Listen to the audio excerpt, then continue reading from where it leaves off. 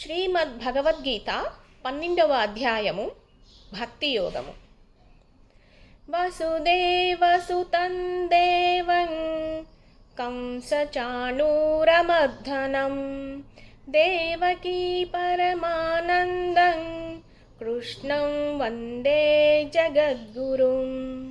ఓం శ్రీ పరమాత్మనే నమః. శ్రీమద్భగవద్గీత అథ ద్వాదశోऽధ్యాయः. అర్జున ఉవాచ ఏవం సతతయుక్తా యే భక్తాస్త్వాం పర్యుపాసతే యే చాప్యక్షరమవ్యక్తం తేషాం కే యోగవిత్తమః. శ్రీభగవానువాచ మయ్యావేశమనో యే మాం నిత్యయుక్తా ఉపాసతే శ్రద్ధయా పరయోపేతాస్ తే మే యుక్తతమా మతాః. యే త్వక్షరమనిర్దేశ్యం అవ్యక్తం పర్యుపాసతే సర్వత్ర గమచింతం చ కూటస్థమచలం ధ్రువం సన్నియమ్యేంద్రియగ్రామం సర్వత్ర సమబుద్ధయః తే ప్రాప్నువంతి మామేవ సర్వభూతహితే రతాః. క్లేశోऽధికతరస్తేషాం అవ్యక్తాసక్తచేతసాం అవ్యక్తా హి గతిర్దుఃఖం దేహవద్భిరవాప్యతే.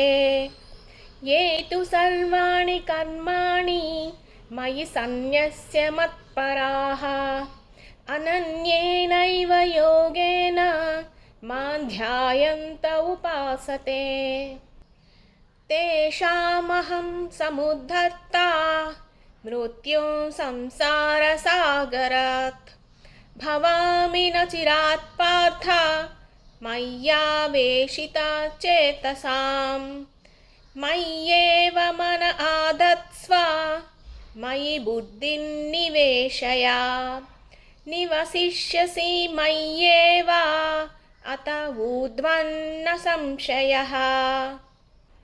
అథ చిత్తం సమాధాతుం న శక్నోషి మయి స్థిరం అభ్యాసయోగేన తతో మామిశ్చాప్తుం ధనంజయ. అభ్యాసేప్యసమర్థోసి మత్కర్మ పరమో భవ మదర్థమపి కర్మాణి కుర్వన్ సిద్ధిమవాప్స్యసి. అథైతదప్యశక్తోసి కర్తుం మద్యోగమాశ్రితః సర్వకర్మఫలత్యాగం తతః కురు యతాత్మవాన్.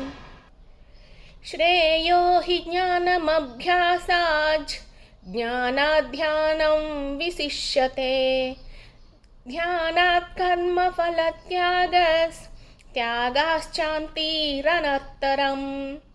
అద్వేష్టా సర్వభూతానాం మైత్రః కరుణ ఏవ చ నిర్మమో నిరహంకారః సమదుఃఖః సుఖక్షమీ.